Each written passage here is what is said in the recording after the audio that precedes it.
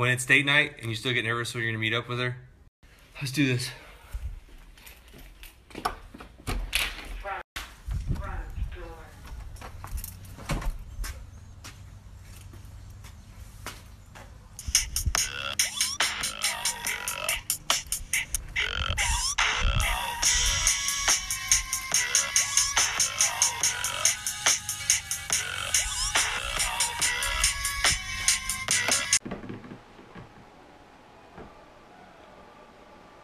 So what we have is the Biltwell lane splitter. A lot of people say it's a Simpson copy. Why not? I mean, Simpson's doing real well with their helmet.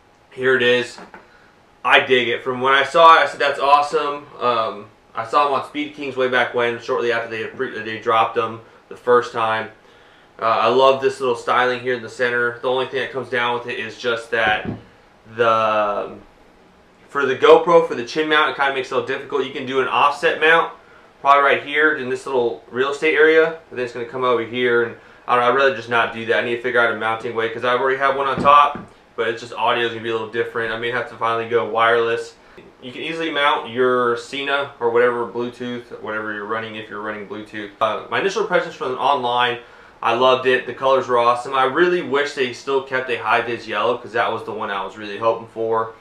They told me that that was the one that they didn't end up continuing with. Not many people ordered it on the pre-select, or I don't know what they did. And I asked them, I emailed Biltwell, and they said that the only one they had left was like an extra large high-vis. I said, damn, my head's big, but it's not that big. So, and then I ordered this one because I was torn between the red and the white initially. The red would be awesome because it's just a different color than you see out there. But then again, the more I see the white, the more I kind of like it. They also have different visors that come with it. You have the traditional smoke, you have a couple mirrored, you have a rainbow mirrored, there's a blue tint, there's a red tint, there's a couple other options. So there's very much flexibility with how you want to personalize your helmet or your look that you want to go with it. The question is this a summer helmet, winter helmet, what is it, all-around helmet? Revzilla did a review on it and they said it was going to be very hot, not much air is going to be cycling through it, and yes, it is kind of warm inside the helmet, especially here around the crown area. I can feel the heat kind of concentrate there because there's not much air getting to it. As for the lower part of the face, you're pretty much well vented.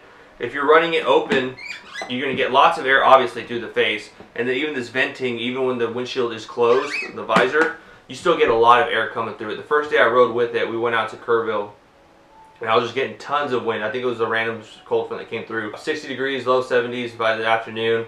And my lips, they felt chapped by the end of the day. Just so much wind was getting to them. So that's not going to be a problem for breathability. So that's going to be good during the summer. You're going to get a lot of draft going. So maybe your helmet won't get hot. And then if you just start getting too toasty, just go ahead and open up the windshield, the visor, and you'll be good to go. But like I said, there's not much venting on the helmet. On my Scorpion, there's a vent here in the front. You got two little vents on the side. You can either open and close them, and then there's a wind draft where all the wind will get sucked out through the back of the helmet. But as for the overall condition of the helmet, I do like it. And then as for the weight of it, it's super light. I mean, extremely light compared to the Scorpion just feels 100 pounds heavier. And then the interior was another thing I noticed, and the interior is real nice. The only thing was that with the helmet, you can kind of flex it pretty easily. I mean, there's not much pressure being pulled in and out. So if I were to get in an accident, I would probably put more faith into the Scorpion because that one's the DOT and the Snell approved. This one is only DOT, but maybe that's just the way it's supposed to be. You know, some flexibility to absorb impact before it actually has to do its job. As for the interior though, that was pretty much where it stood out to me. What we're talking about is it looks pretty good. It looks pretty high grade. Like that's where your money's gonna go into. So it's really comfortable, really soft padding. The stitching is white. It just looks high grade. And as for the button snaps, I'll try to get in there. Instead of those plastic inserts like on some of these other helmets where they're kind of like just those push and they click, this is more of a traditional button set where it's got the female and the male. They just kind of clip on together. So that's pretty good. I really like that.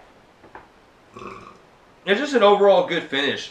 As for the fitment, I would say they fit true to size. they feel like they're slightly bigger, and I do mean slightly. Just I think because that contributes to the shape of the helmet.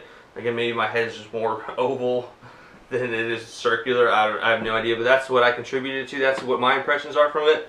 Overall, comfortable helmet. I dig it. I mean, I love the helmet. I feel like a badass when I'm riding with it. Let me know if you end up picking up a lane splitter. Put in the comments below what color you got. Excited. Send me some photos. Email them or hit me up on Instagram.